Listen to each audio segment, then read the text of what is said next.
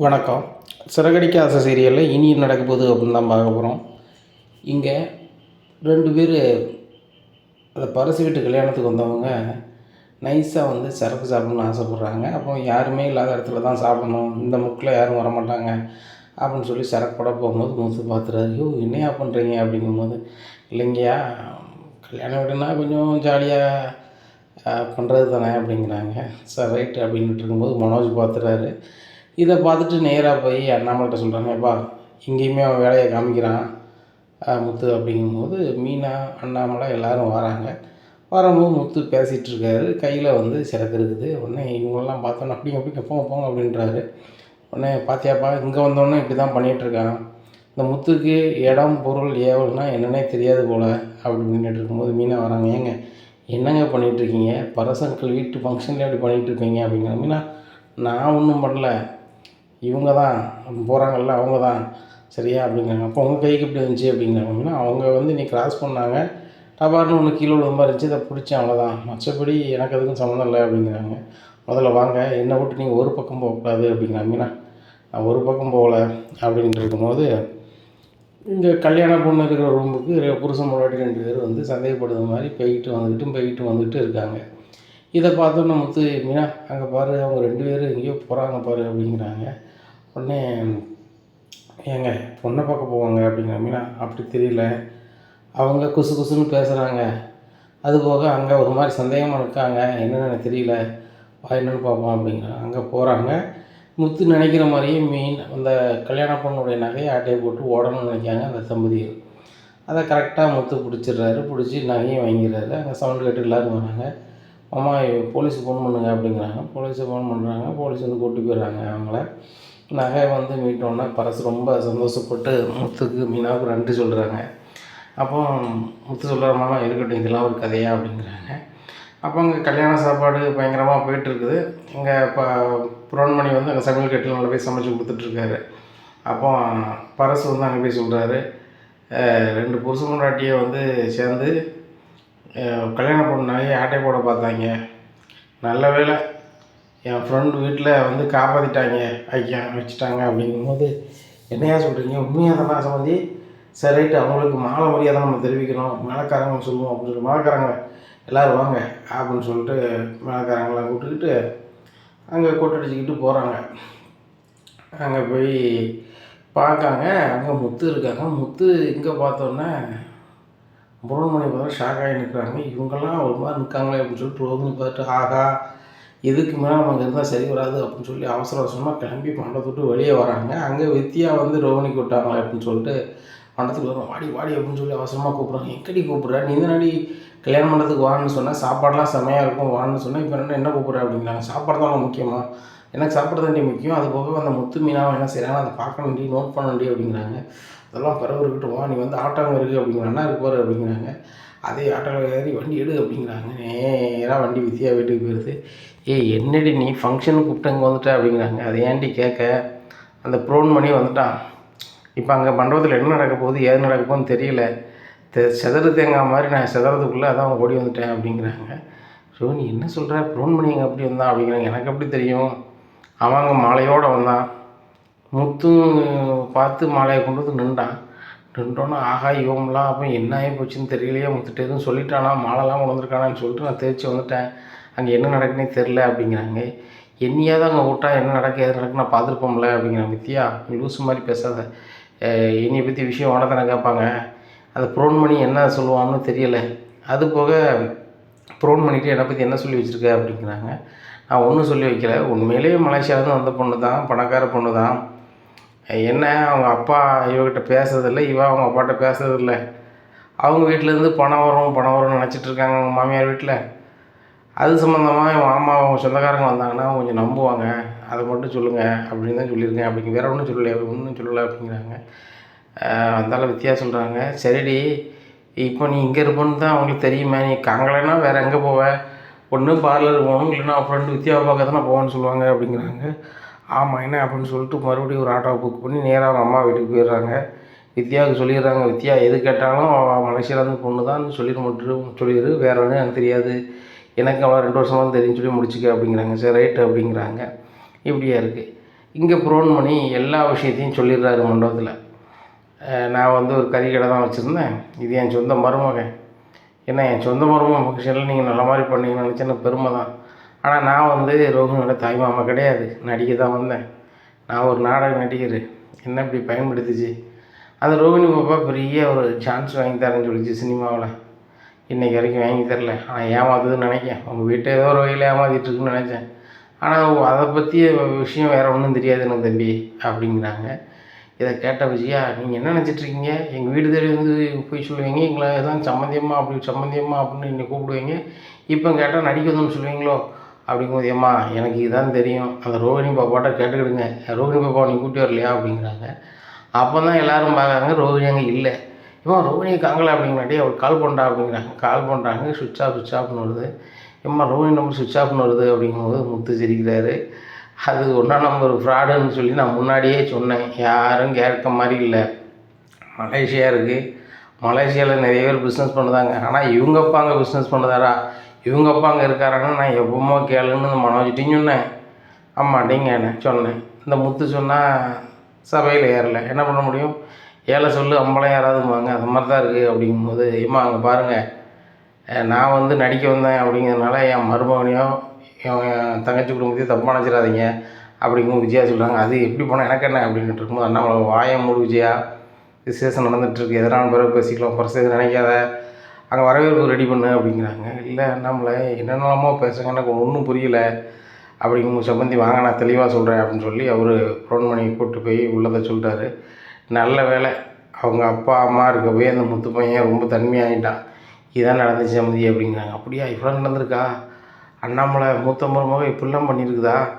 அப்போ நீங்கள் நாடகமும் நடிப்பீங்களா அப்படிங்கிறாங்க. நாடகம் நடிக்க போனேன் ஐயா, சினிமாவில் ஒரு வாய்ப்புங்கும் போது ஒரு டேரக்டரை திருப்திப்படுத்தணும்னு சொன்னோன்னு அப்படி பண்ணினேன்.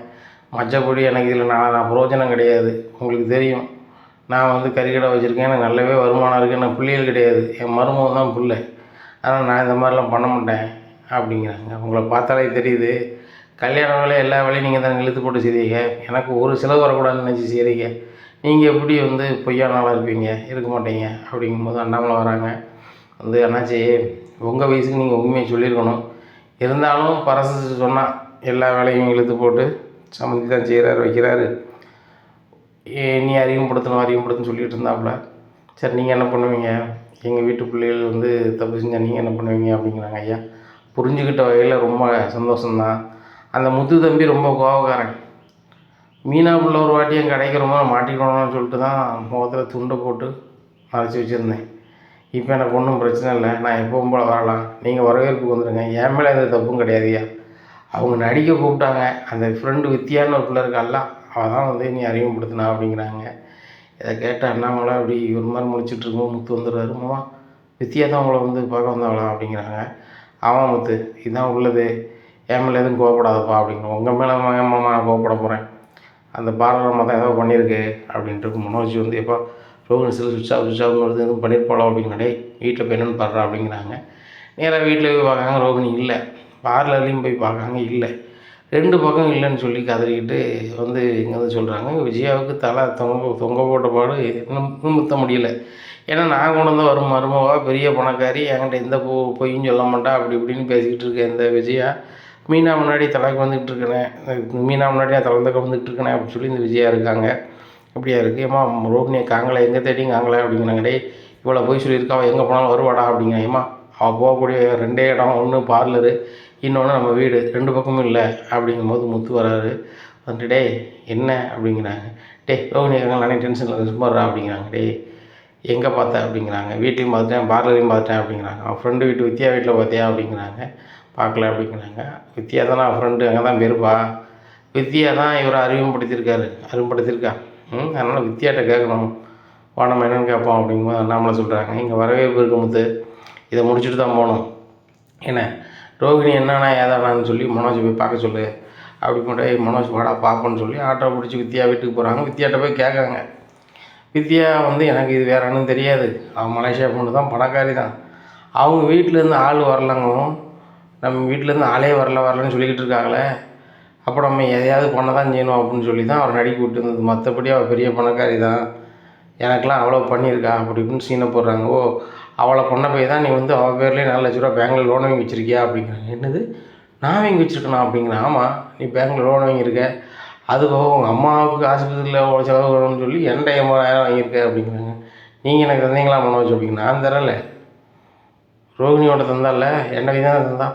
ஓ அப்படின்னு சொல்லிட்டு ஆமாம் ஆமாம் நான் தந்துடுறேன் அப்படிங்கிறாங்க. இப்படி தான் என் மருமகளை ஏமாற்றி அழுதுன்னு நினைக்கேன். என் மருமக இப்போ எங்கே இருக்கான்னு தெரியணும். அவள் பெரிய பணக்காரின்னு எனக்கு அவளை பார்த்தோன்னே தெரியும். என்ன அவங்க வீட்டிலேருந்து ஆள் வரலன்னா நம்ம நாங்கள் ஏதாவது கட்டுக்கிட்டு இருப்போம்னு சொல்லி ஒரு ஆளை நடிக்க கூப்பிட்டு வந்திருக்கு, அவ்வளோதானே அப்படிங்கும்போது ஆமாம் ஆமாம் நீங்கள் புரிஞ்சுட்டா சார் தான் அப்படின்ட்டு சொல்கிறாங்க. இங்கே வித்யா வந்து ரோகிணி கால் பண்ணுறாங்க. ரோகிணி உங்கள் மாமனார் வீட்டிலேருந்து என்கிட்ட வந்து கேட்டாங்கடி அப்படி. என்னடி கேட்டாங்க அப்படிங்கிறாங்க. ஒன்றும் பிரச்சனை இல்லடி, இன்னும் உன் புருஷன் மாங்காவாக தான் இருக்காங்க மனோஜ் அப்படிங்கிறாங்க. மனோஜ்லாம் அப்படி பேசாத அப்படிங்கிறாங்க. அப்படி தாண்டி பேசுவேன். கேட்டால் என் புருஷன் அத்தனை டிகிரி படிச்சிருக்கான், எத்தனை டிகிரி படிச்சிருக்கான்னு சொல்லுவான். உண்மை நிலை இதுதான். உன்னை வந்து பணக்காரியாக தான் நினைக்காங்க. என்ன உங்கள் வீட்டிலேருந்து ஆள் வரலன்னா நடிக்க ரோகிணி கூப்பிட்டு வந்துட்டா அப்படின்னு தான் நினைக்காங்க. ஒன்றும் பிரச்சனை இல்லை அப்படிங்கிறாங்க. எப்பா ஒன்றும் பிரச்சனை இல்லையா, அந்த முத்து தான் ஏதாடி பண்ணிகிட்டு இருப்பாண்டி அப்படிங்கிறாங்க. எது நடந்தாலும் அந்த முத்து மீனாக தானே அங்கே வந்து பண்ண தப்பு நீ, அவங்க இல்லை அப்படிங்கும்போது ரோகிணி பிறப்பு நேராக வித்தியா வீட்டுக்கு வந்துடுறாங்க. இப்போ வீட்டுக்கு வந்துட்டேன்டி, நீ கால் பண்ணி மனோஜ் வர சொல்லு அப்படிங்கிறாங்க. மனோஜ் கால் பண்ணி இந்த மாதிரி ரோகிணி என் வீட்டில் இருக்காங்க வாங்க அப்படிங்கிறாங்க. ஐயா ரோகிணி எங்கே போனேன், நீ எல்லாம் நான் தவிச்சு போயிட்டேன் அப்படின்னு சொல்லிட்டு அடுத்து சீனை போடுறாங்க. மனோஜ் மனநிலையில் என்ன, ரோகிணி பணக்காரி தான், அவங்க வீட்டிலேருந்து ஆள் வரலை, அதுக்காக ஒரு ஆளை நடிக்க கொடுத்துருக்கா அவ்வளோதான் அப்படின்னு சொல்லிட்டு நினைக்காங்க. அங்கே வரவேற்பு முடிஞ்சு முத்து மீனா அண்ணாமலை எல்லாருமே வீட்டுக்கு வந்துடுறாங்க. ரோகிணியை கூப்பிட்டு மனோஜ் வராங்க.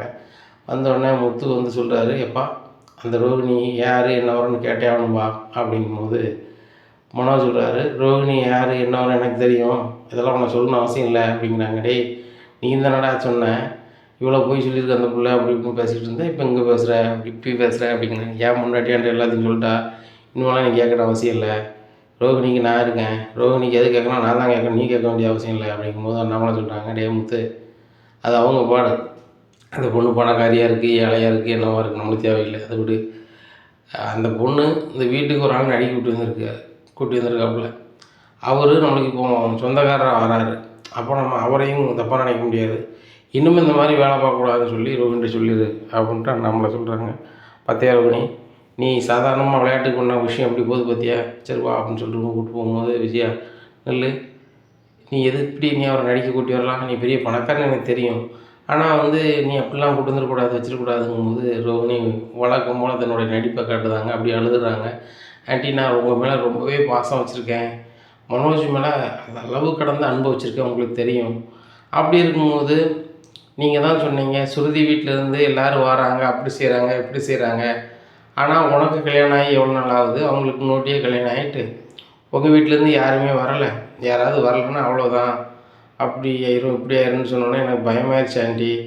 எங்கள் வீட்டில் எங்கள் அப்பாட்ட எனக்கு பேசுறதுக்கும் முடியலை, அது போக எங்கள் அப்பா வந்து நான் கல்யாணம் முடிச்சதுனால என் மேலே ரொம்பவே வருத்தத்தில் இருக்காங்க, அதனால தான் வந்து நான் இவரை நடிக்க கூப்பிட்டு வந்துட்டேன் அப்படிங்கும்போது, எப்பா இவரை நடிக்க கூப்பிட்டு வந்தாங்க, என் அப்பா ஜெயிலே முடிஞ்சிட்டாரு வச்சுட்டாருன்னு ஒரு சீனை போட்டாங்களா அது எப்படின்னு கேளுங்கப்பா அப்படிங்கும்போது அண்ணாமலை அப்படி பார்க்குறாங்க.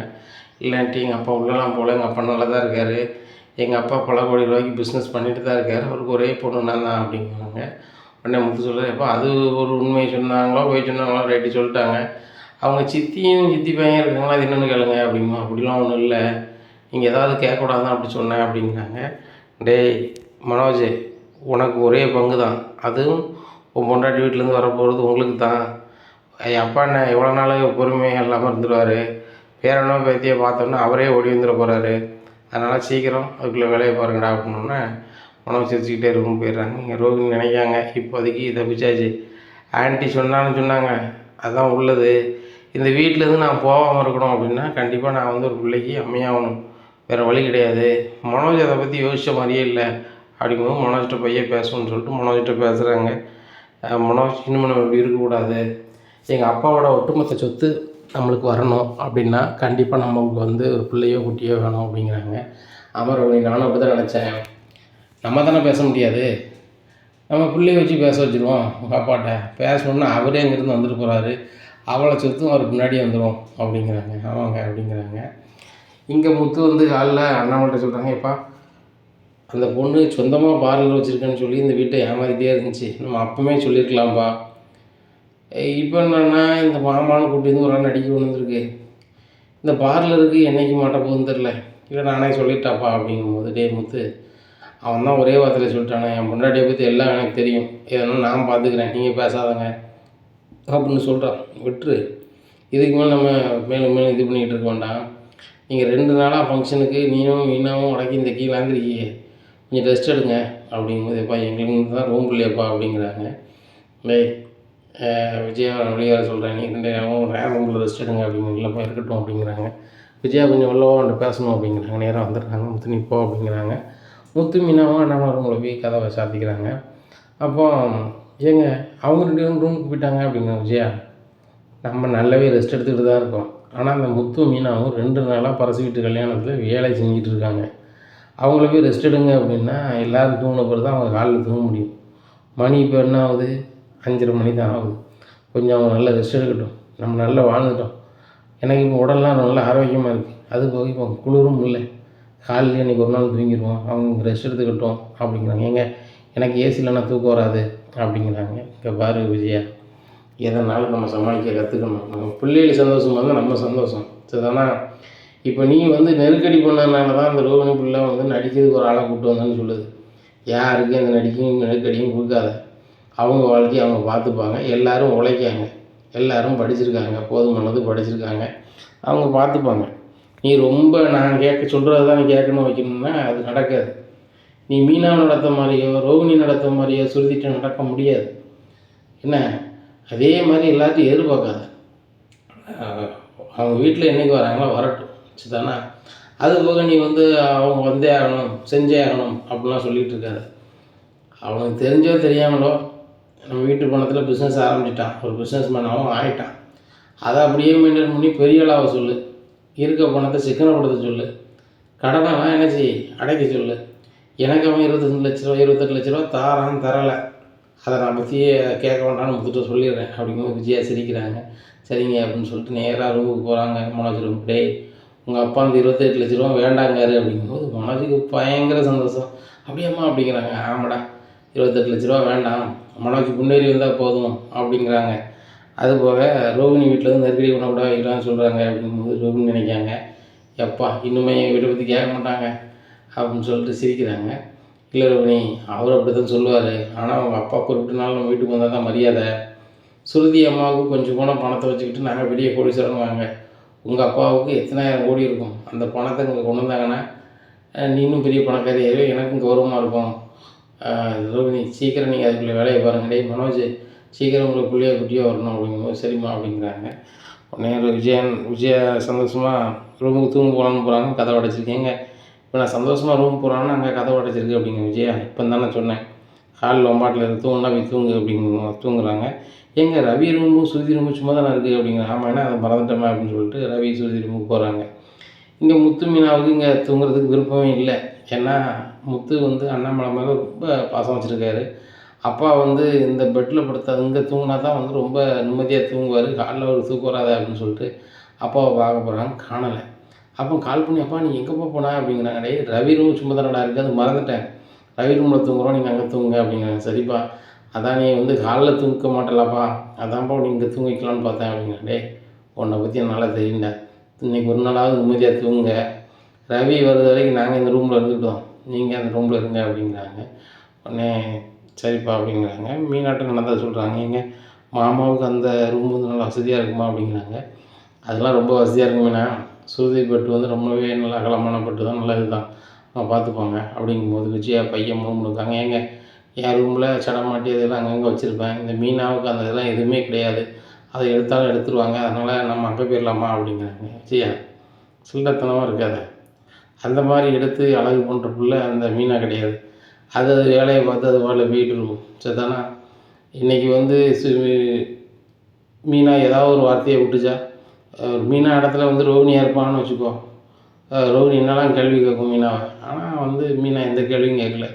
அதான் நிதானமான இந்த வீட்டுக்கு வந்து அருமையான மருமகள். அதை புரிஞ்சுக்கிடாமல் அவள் பூக்காரி, அவள் என் ரூமில் இருக்கக்கூடாது அப்படி இப்படின்னு என்னெல்லாமோ பேசுது. என்றைக்குனாலும் சொல்லுதேன், மீனா தான் ஒரு வாய் கஞ்ச நம்மளுக்கு தருவா, இன்றைக்கும் இல்லை என்றைக்குமே. அப்படிங்கிறாங்க.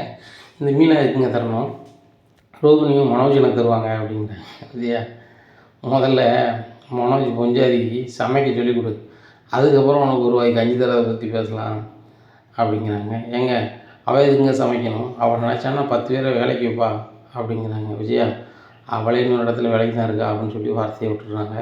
என்னங்க சொல்கிறீங்க, அவள் ஒரு இடத்துல வேலைக்கு இருக்காள், அவள் சொந்தமாக பார்லர் வச்சுருக்கா அப்படிங்கிறாங்க. உடனே அண்ணாமலை சொல்கிறாங்க, ஒரு நாள் நேரில் போய் பாரு விஜயா அப்படிங்கிறாங்க அண்ணாமலை. இனி என்ன நடக்கும் அப்படிங்கிறத பொறுத்து வந்து பார்க்கலாம். நம்ம சேனலை நீங்கள் மறக்காமல் லைக் அண்ட் சப்ஸ்கிரைப் பண்ணுங்கள். நன்றி, வணக்கம்.